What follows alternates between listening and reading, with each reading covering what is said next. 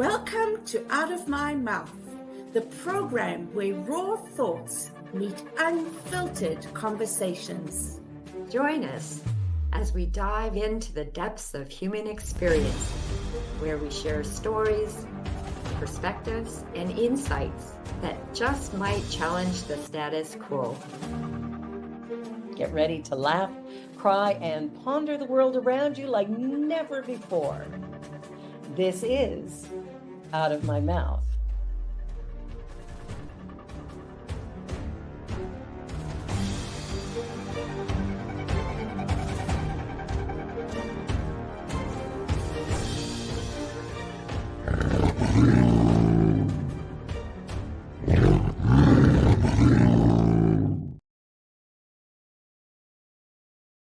The views and opinions of our guest and hosts do not necessarily reflect those of New Thought Media Network, or any organization we may be affiliated with.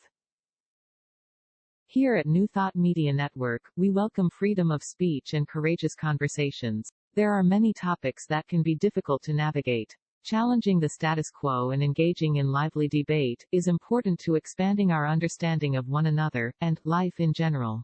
Creating a peaceful world doesn't happen because no one disagrees, it happens from a willingness to understanding one another. In our programming, we strive to expand consciousness and assist people in creating remarkable lives. Your comments are welcome at info@ntmedia.org. Good afternoon, or good morning, or good evening, wherever you are in the world. You're watching Out of My Mouth, and whatever comes out, who knows? Conversations for a changing world, and we do have courageous conversations here. I'm Barbara Jean. And I'm Cheryl Rogers. And I will begin today with our land acknowledgement.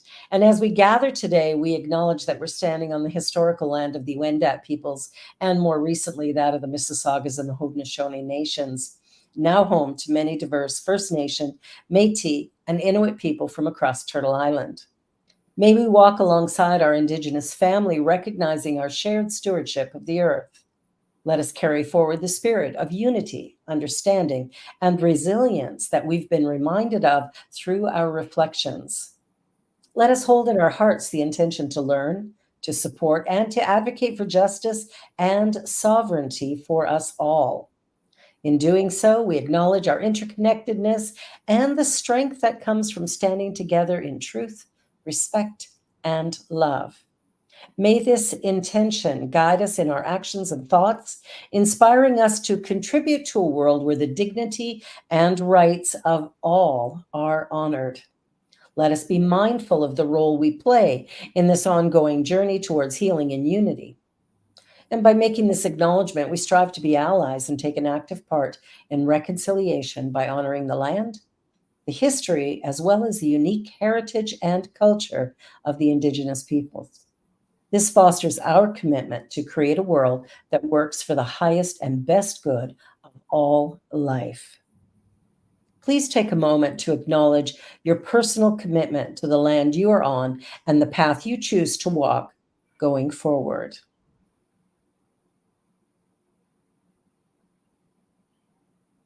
Miigwech. Miigwech. Thank you, Barbara Jean.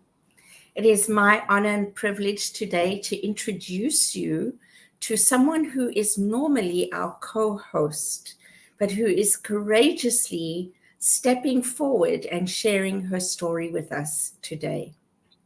Marg Dupuis. Marg is a lifelong learner, explorer, seeker with a can-do attitude. She's a yoga student for over 40 years, a Reiki master, and has been a practitioner of other modalities. She's inspired by spiritual mentors such as Wayne Dyer, Neil Donald Walsh, Charles and Myrtle Fillmore, and so many more. Marg has served on the board of directors of Unity Kitchener, is a co-facilitator of spirit groups, a member of the leadership team at Unity Kitchener, and co-hosts this show. Today, being that it's Mental Health Month, Marg has kindly agreed to share her own experience with this topic as our guest. One more little tidbit of information on Marg is that she's widely known to poke the bear. When I looked up poking the bear, the Urban Dictionary says to act in such a way that has a good but not definite chance of causing trouble, to stir things up. And Marg loves to do that, and she's very good at it. So we love her for it, and we're excited to have her as our guest today. Welcome, Marg. Hi, Marg. Hi, thanks so much, Cheryl. That's quite the introduction, and I like that you threw in that I am known to poke the bear. I think maybe a few people would agree with you on that statement. Mm-hmm. So, Marg, tell us about where your journey started. This is about denial of a diagnosis. So, how did the journey start to getting the diagnosis? Well, thanks, Cheryl. Good question. And first, I would just want to say that I'm someone who aspires to live authentically. And today I thought it was important to come out of the closet and speak about mental health challenges that I've experienced, to continue to live authentically, and hope that there might be some help for other people who maybe live behind the door and think that they can't experience or speak of their experience. I know there's judgment out there, probably not as much as I think there is. Probably more, Marg. Well, yes and no. When I have shared, Barbara, with a few people, I have shared about my past to some people, but not a lot. But there's been acceptance and inclusion and definitely support. Awesome. I've also been reluctant to share my diagnosis because I've heard people gossip about people who have this particular diagnosis. And so there's a label, and I feel and fear that I will be put in the diagnosis in this box of the diagnosis, as opposed to the whole person that I am and what I can contribute to. So I probably come back to more of that later, Cheryl and Barbara. But for now, answering your question, the journey. So as you mentioned, I worked full time. I did a number of different modalities, studied, admired different inspirational speakers. I read books, and I followed that path. And then my body, about 17 years ago, I'll say it, failed me. So I went from somebody who would walk a mile for an hour, I should say, every day before work. So getting up at 6, very strong. And to a person who could have it was difficult to walk across the room.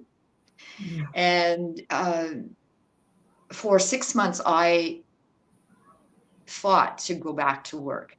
I had a supportive working community, and they were not pushing me out the door. I just could not physically do that, no matter what I tried. And then depression set in. I might cry. And so depression, not me. That's not me. That's for somebody else, because I do all of these positive things. So how could I possibly be depressed? I worked with a doctor, 2 doctors actually, both of them helping me use natural products to bring me out of the depression. It wasn't working. And one of the doctors said, Marg, do you think you live and think in a balanced way? And I said, well, yeah. And he said, well, if you think natural supplements, etc., are the only way that would help you, perhaps, you're not thinking in a balanced way. Pharmaceuticals are okay too. So then the journey continued with starting medication. And it took a long time for medication to kick in. My body rejected a lot of the medication. And finally, after a lot of trial and error and a very patient doctor, she was able to come up with a cocktail that was effective for me. Before the treatment was successful, I was not suicidal, but I had suicidal ideations. I did not want to be here. I didn't want to follow through with anything. I almost jumped out of a car once because I was so anxious. Yeah, and so I'm very grateful that the medication worked. I'm going to stop talking now in case you have questions, and I'll come back to more. Well, it's mental health, especially since COVID, has, I think, ramped up quite substantially. And I sometimes think that part of the challenge is that we're not spending enough time in person with people, that we're not connecting in a way that helps us to actually feel supported, appreciated, admired, respected, whatever, because we're all by ourselves most of the time. Do you think that separation has improved or worsened the situation for yourself, possibly, or for others? For myself, no, the separation has not had an impact on my mental health, thank goodness. As a matter of fact, it's because of Zoom, because of this show, because of spirit groups, etc. I feel like I've been thriving and growing and whatever. However, I have heard others experience depression because of being, what's the word, insular, not connecting with people. Yeah. I would like to go back to something you said, Marg, which, both of you, you said that nowadays people are accepting and supportive, and I wonder if it's because of the people that you hang out with. That was the question I was going to ask too. Thanks, Cheryl, because that's kind of where I was going. Because I can relate to everything you're talking about, right? I have the same diagnosis, and I've lived with it for years and years and years. And maybe not exactly the same, but in the mental health realm. Like in the workplace, was it differently received? Did they know? Were you still working or were you not working? So those kind of questions for me, what environment were you in? Because as much as people talk about removing the stigma and, Bell Let's Talk and all these things, I still feel that stigmatization. Yes, I feel there's a stigma, and I want to get the stigma out of my head. I want to be out there so that I'm seen by other people as well as myself as a whole person. So Yes. my diagnosis is not who I am. It is a part of who I am. And had I not accepted it, I I don't know that I'd be here, like, because I wouldn't have received the help.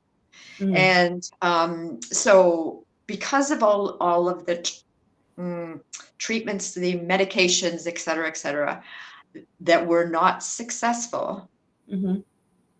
my doctor said to me, I need to try you on a medication for bipolar. Mm. And so I responded to it. I was reluctant when I was first told that I may have a form of bipolar. I was quite surprised. Mm-hmm. There's where the denial came in. Like, Mm-hmm. I don't think so, not me. Mm-hmm. I had my own prejudice against that diagnosis because I'm not them. I'm not the people out Mm-hmm. there. That's not me. Mm-hmm. And so, again, I'm glad I accepted it because I've experienced the help Mm-hmm. that I needed. You asked me about the work environment, Cheryl. I never did go back to work because just time ran out on me, and now I find work in different ways. Mm-hmm. Mm-hmm. And as far as the people I hang out with, I truthfully, not all people would I feel comfortable sharing this with. Right. I think And it's important, though, what you are doing, though, like to stand up and say, here's Mm-hmm.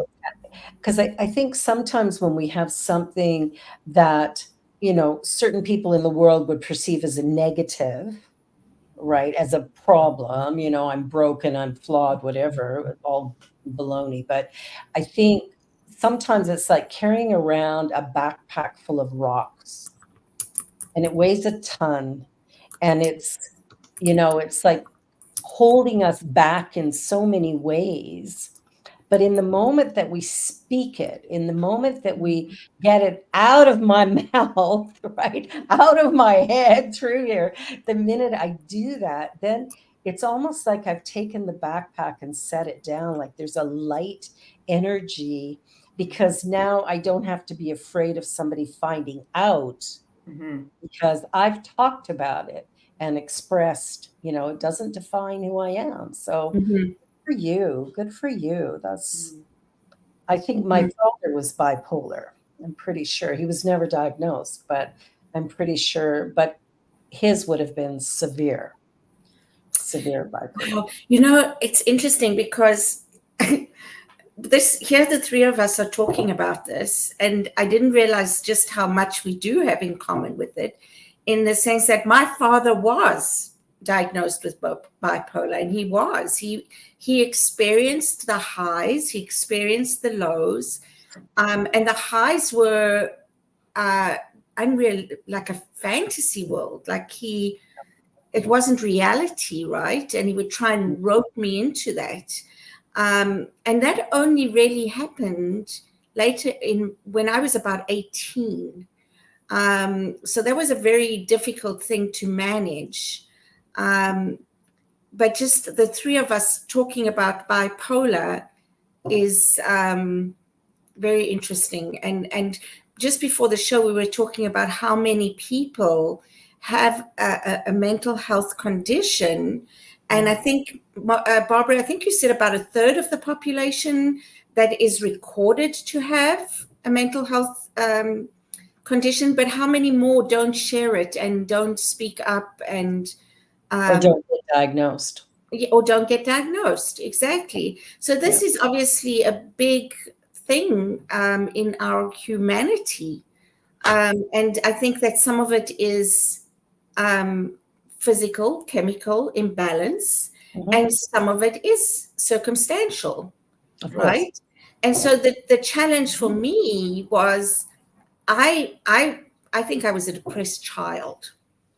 And I grew up on and off depression. I never wanted to be diagnosed bipolar. I've been diagnosed as a depressive. I have been on medication for many, many years, but not to call me bipolar because I don't have those unrealistic fantasies, right? So you talk about that, and maybe I'm in denial. Who knows, right? What's fascinating, though, is what Mark just said is like when she got that and got the right meds, ta-da, Yeah, look at her. I mean, she's Yeah. doing amazing, Yeah. right? And it's interesting how we don't want a diagnosis of this, and yet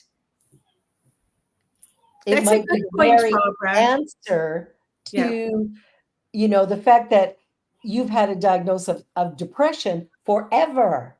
Yes. But you see, that's a good point because I had very bad postnatal depression with both my kids. I was told that gets worse with every child. I'll say And that's what they told me. and we believe it, and we make it even worse. Exactly, right? And that's part of the journey of self-discovery, right? What we believe and what we allow into our consciousness.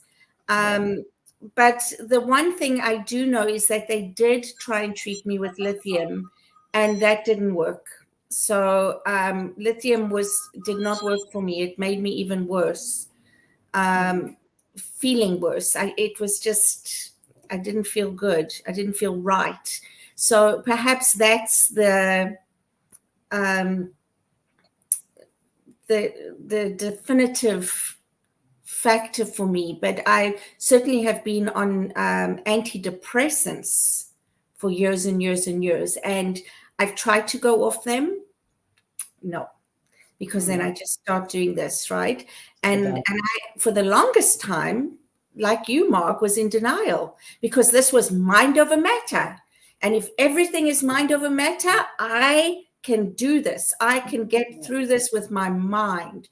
And I couldn't. I was hospitalized. And then I had to work through, okay, if this is a body that has chemical processes, and I mean, it's the most incredible body. It's the most incredible vehicle, with all our hormones and our, what do you call it, minerals and, all these different things, the serotonin and all these things that we know are chemical components that make us up.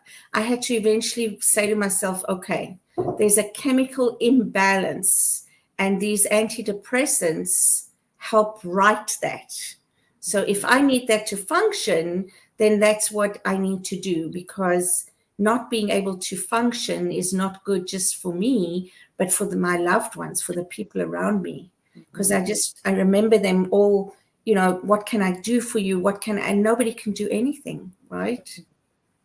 Nobody can do anything. It's like, I don't know why I'm like this. I love you. I've got everything in my life. I've got beautiful children. I'm, a wonderful husband, but yeah.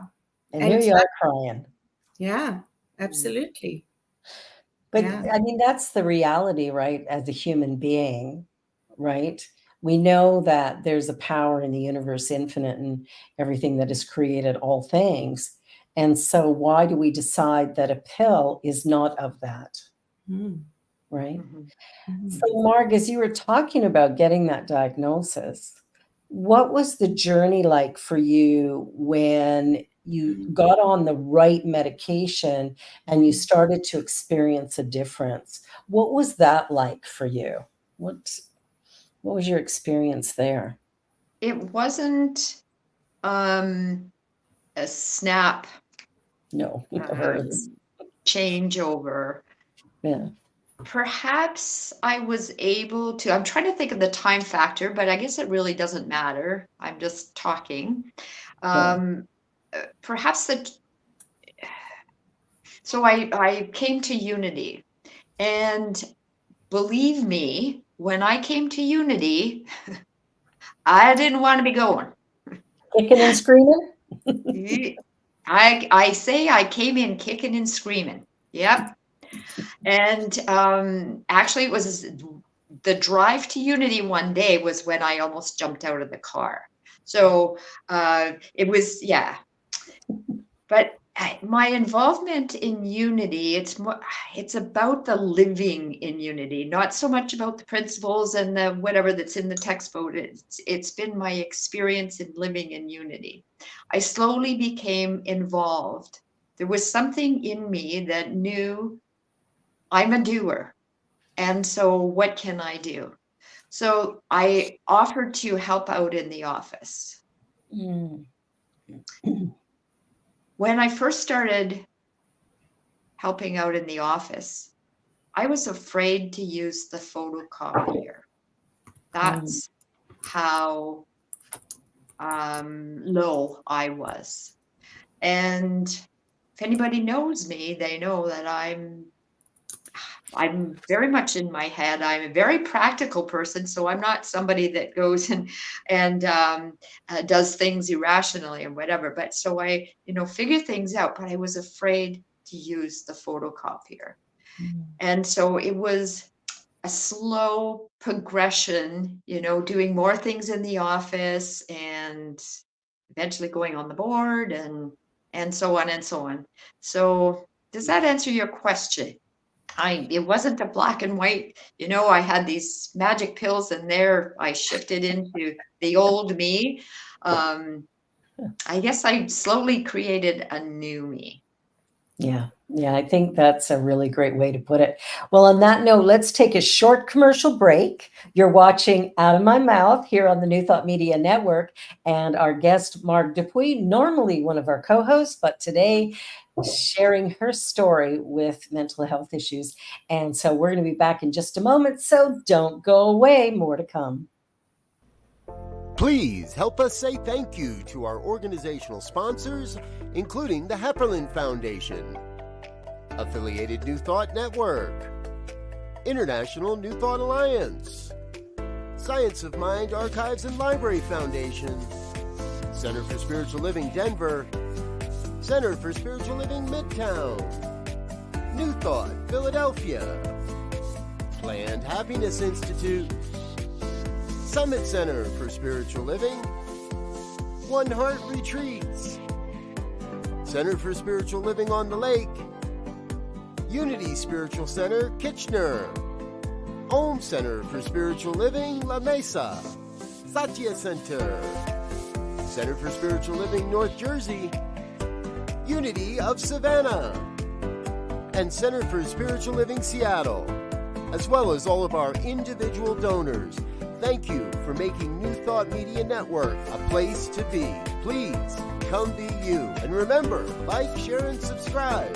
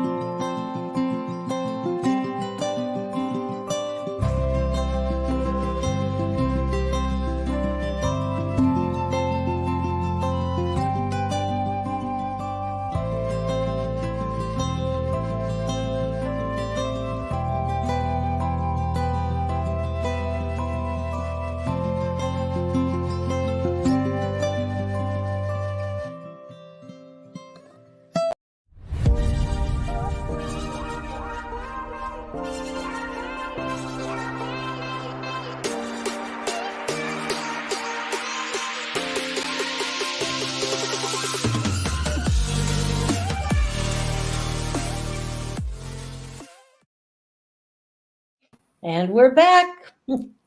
So, welcome back.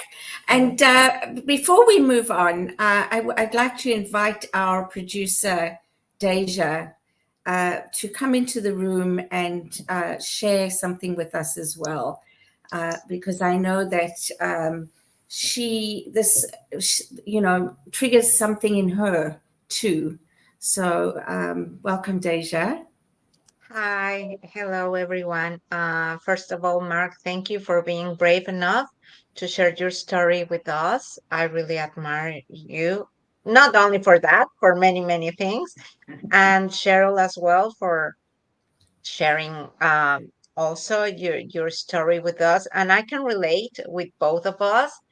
And for people watching us, that they are having this thoughts or feelings that they don't really know what's going on, please know that you are not alone, that there is help out there. Sometimes we share what is going on with us with people that cannot not understand, people that will judge us, but that doesn't mean that no one will understand. And there's help out there.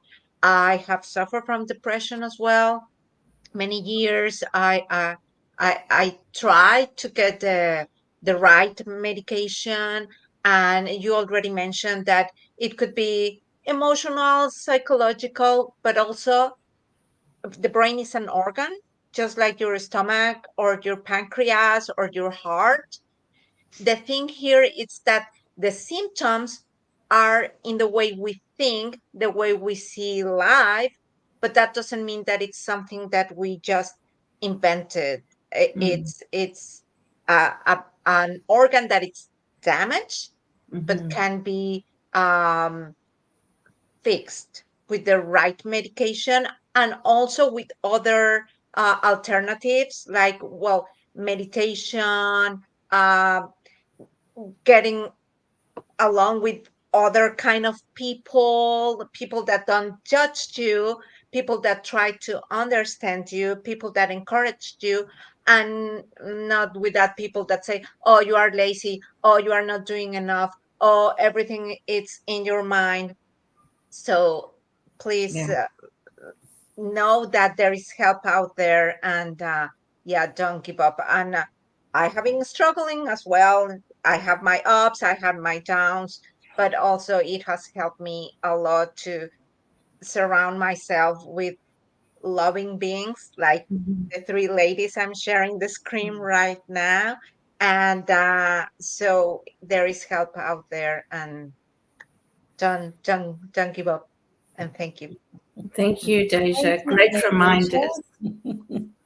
Yeah, good reminders. And absolutely, if anybody's feeling down in the dumps, or just just not wanting to be here today, reach out and call someone. Yeah. And speaking of call someone, I know a few years back, it was pre-COVID, and I had a slip, and I was feeling quite depressed. And a dear friend of mine called and said, "Hey, do you want to have a coffee?" And I said, "No, thank you. Anyway, I'll pass." And probably a day or two later, there was a knock at the door, and there was somebody standing there, and she said, "Can I have a coffee?" So she sat there with me, and I wasn't going to refuse her. I mean, I wouldn't want to be rude. I could say over the phone or an email, "No, I don't want company." And anyway, Cheryl appeared and just sat in the living room with her coffee. And it is important to be open to support as well. I'm a person that I have a difficulty asking for help. And although I really didn't feel like being social, that act remains with me today. It's interesting how somebody stepping up in an unusual way like that, where we might consider it overstepping or pushing boundaries, that very thing saved my life. And I was going through a state of depression and was suicidal, had planned everything out. I was done, and my phone rang. And of course, it was back in the day when I wouldn't even consider not answering it. It was like, you got to answer the phone, it's ringing. So as I was heading out the door to take my life, that was the plan. I was interrupted with a phone call, and it happened to be a woman who attended the church I was going to. I didn't know her. We had never officially met. We'd never had a conversation. And she phoned me up and said, "You've been on my mind, and I can't get you off. And I know you don't know me, but I sit 3 rows behind you at church, and you're on my mind." And so I had to call. And I tried to get rid of her. I tried and tried. And finally, I broke down into tears and went, oh my God. Wow. Yeah. This is somebody who has stepped in because of some inner nudge. Yeah. And we can call it whatever we want. I Mhm. call it that intuitive knowing and our infinite connection with the absolute, right? With that, like if we're energy systems, we're all connected. Mhm. And she was getting something that was pushing her enough to phone a stranger. Yeah. Yeah. Say, what's happening? And eventually I broke down and told her. And of course, still here. So, but Lucky you know, us. in and Thank out, goodness. Yeah. Yeah. but I've never felt suicidal since. Mm. That was a very loud, like, holy crow, you're here for a reason. So just Yeah. get to it, get to the work. Yeah. Yeah. Yeah. Yeah. Life, eh? Yeah. I wonder if there's anybody, and maybe somebody can put in the chat if they have, who's never experienced a time of depression, even if it was a week, a month. Do you know what I mean? Like, Day and hour. yeah, biorhythms, right? I haven't learned to. I remember many years ago learning about biorhythms and the up and the down and things like that. And we are beings that are impacted by energy, right? We are energy. We have an energy field. So that coming into contact with others, coming into contact with what's going on in the environment, those kind of things, I think naturally will have an effect on most of us. In fact, on all of us. It's just that some of us will be more sensitive to it than others, right? Yeah. Mm-hmm.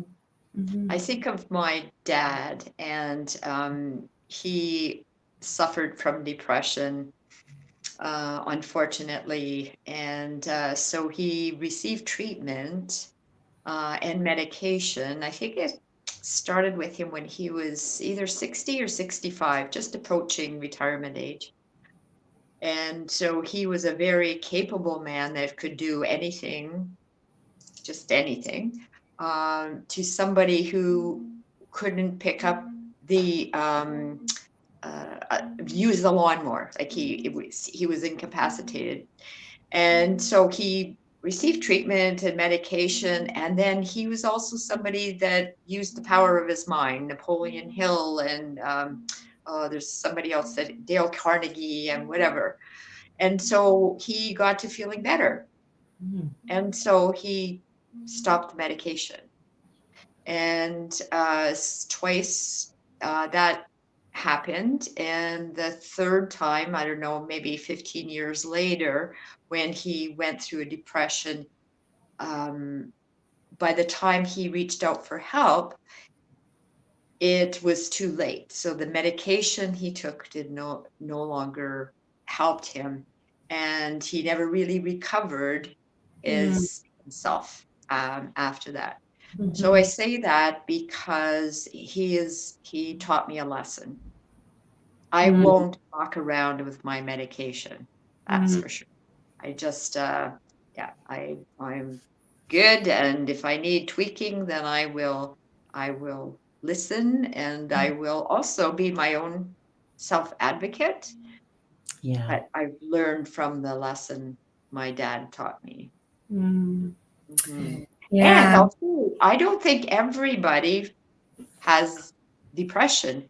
I'll mention my son here, and he said this to me, and I know he was not being derogatory. I just know my son and how he presents, and he was really trying to figure out why, Mom, I don't understand depression.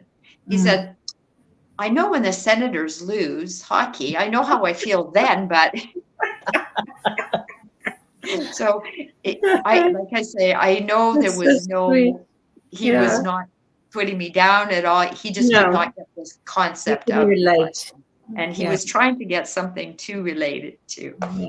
Yeah. Depression is an unusual thing because it's such a place of non, like, it's like we've shut down the emotional core in a sense where I don't want to experience extremes either way. So I stay in this place of meh, and I can't get out of it because I'm actually not willing to let myself feel whatever it is I have, pushed down or whatever, which is why it's so good to talk about these things, because generally there's something that is causing a trigger. But I think it's so important to talk about it and to talk about what's going on. I know for myself, I'm getting more and more where I just say what's what. Like if I'm feeling if I'm feeling angry. And I remember years ago somebody talking about depression and rage and how the two are kind of hand in hand. Our unexpressed rage shows up as depression. Mm. And I thought, whoa, Yeah. that's something. But of course, bipolar is another thing altogether because Mm. it's such a flip flop.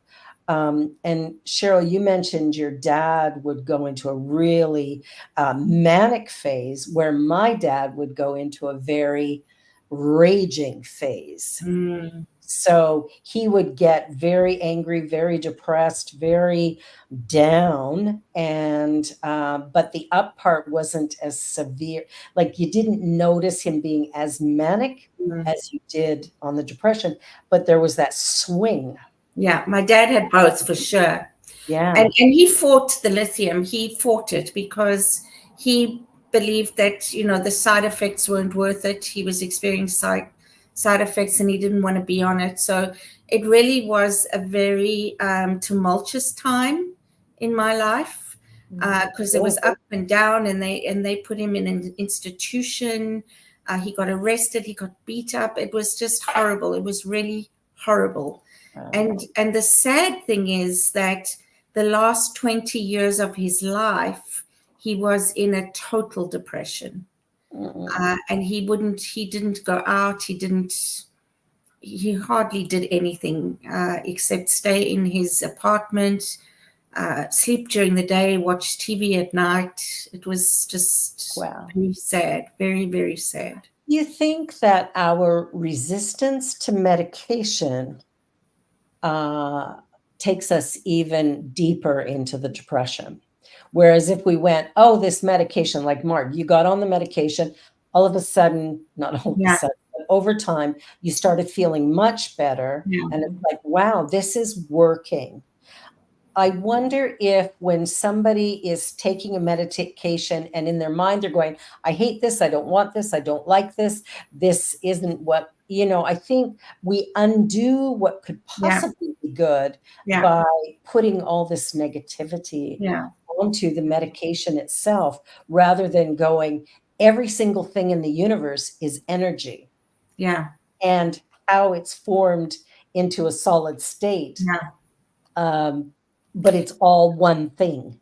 And the other sad thing is that he and I, before that, used to have these wonderful spiritual conversations. He was actually one of my, I used to ask questions, and we used to have these talks. So he told me when I was a kid, nothing is real. It's all an illusion. And I was like, oh, well, that means that I'm going to walk through walls one day, and I'm going to, because for me, I'm here to get whatever it is about. And if it's an illusion, I'm going to be able to do these things. And then I realized later on in life, it is all an illusion, because none of us experience the same thing the same way. So what is reality? Right. And so these are the kinds of things that I got from him. And yet at the end, he could not. And I'll tell you something else. And this is how we manifest. His biggest fear was to grow old and be alone. Mm. And so it is. Yeah, that was his biggest fear. Wow. And that's exactly what happened. Wow. Yeah. Yeah, amazing. So, Mark, what do you think the biggest win was for you in finally accepting the diagnosis? I mean, you got it, you didn't want it, but you did get around to accepting it. So tell us a little bit about that journey. Don't know how to answer that, because I think it wasn't a one-time deal No, of course. acceptance. I believe, like, as I was preparing to talk today, I recognized there is still, just a little bit of non-acceptance there. The practical part of me is like, okay, yeah, this is the fact. You take the medication and Bob's your uncle, right? I didn't have I had the severe depression. I didn't have the mania. So I didn't get the double whammy. For that, I'm grateful for. If I look back from when I was a child, I can see some behaviors maybe that were a little bit more accentuated, but not like your Hollywood portrayal of what a manic state would be like. It's just slightly elevated. Maybe ask the question in a different way, or ask it again, Barbara. So your journey to wellness. Yeah. How has that manifest? Like when you think about where you were prior to the diagnosis, and now where you are with an effective medication that's really working and supporting you, what do you think the overall shift is? Like, how is life today compared to then? Oh, tons better. And I believe I got to where I am now because I eventually, fairly recently, learned how to say yes. I had the knowing way back then that I couldn't sit in my pity party pot. I was open to coming into a new experience through Unity, even though, like I said, came in kicking and screaming. They weren't going to tell me nothing. And they still don't. Like people at Unity, they still don't tell me anything. I live through it. But my step into, okay, what can I do in the office? What can I help with there? And I continue to do these things. I continue to say yes. I continue to further my education in what can I do next. It's who I am. It's who I've always been. I just do things in a different way now. I'm doing things that I didn't ever think I would do, such as speaking today.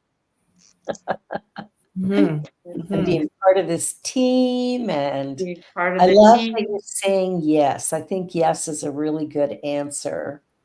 That many of us, because I think sometimes we're saying no to things out of fear, out of guilt or shame, or I can't do it. Yeah, I can't do that. Yeah. So I think there's sort of like a low self-esteem almost, like there's no way I'm going to be able to do that, so I'll just say no because it's going to, like, I think there's a lot of reasons why we say no. So just saying yes, because I remember when you said yes to be on this show, to be a co-host, it was like, yes. Yes, I think so. But here you are, and you've been a great asset to the show for sure. Absolutely. Thank you. Yeah. I remember too, Barbara, when I said, oh, you know what? I think it's really a good idea if we talk about mental health, blah, blah, blah. Oh, yeah, okay, I'm cool to do that. And then I got thinking, okay, well, I'm not going to have anything to say, really. How am I going to fill an hour, you know? And I know it's not all about me, it's about the conversation, but I had this pressure on myself. Wasn't willing to say no. Mhm.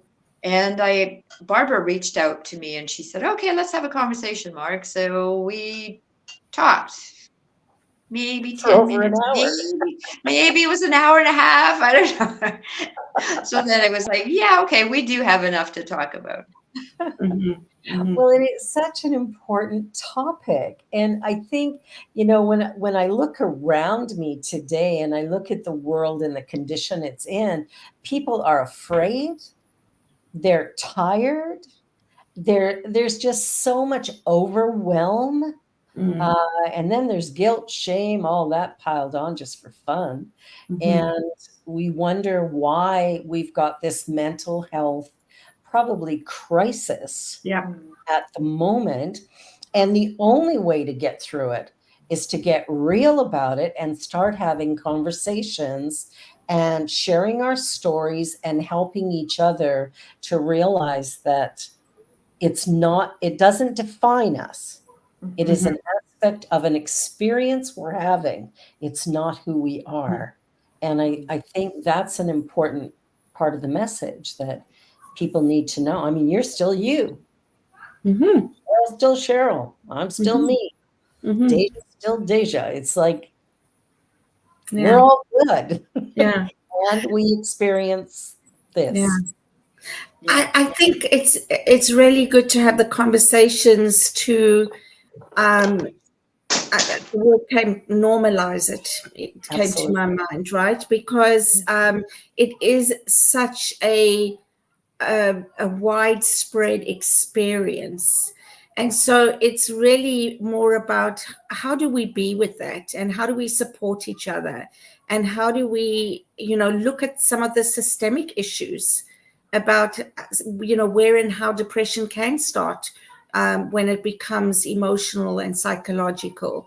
Because there's both and, right? And I think really being more mindful of connecting, of saying yes, like you've said, Marg, because I can tell you most of the time that I was in depression, I didn't want to go anywhere. I didn't want to see anyone.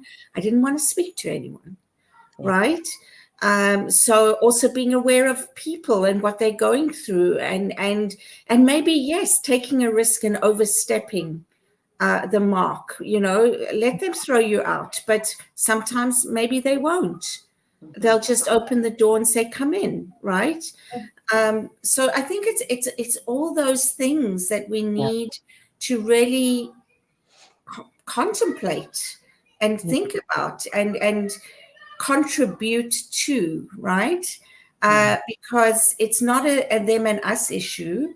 It's ours. It's ours, and it's about who we are and how we be, not just as the experience of it, but as somebody who is a community outreach person, a community member, a friend, all those things. So on that note, Marg, what was it? I mean, Cheryl came and knocked on your door, ordered a coffee from you, and being a nice person, you couldn't tell her to get the hell out. So, Exactly. so you had to let her in. Yeah. What was going through your mind when you opened the door going, Holy shit. What am I going to do now? Well, to be truthful, I really couldn't appreciate that what was happening for me. Do I appreciate Cheryl as a friend? Definitely I do. But it was a chore.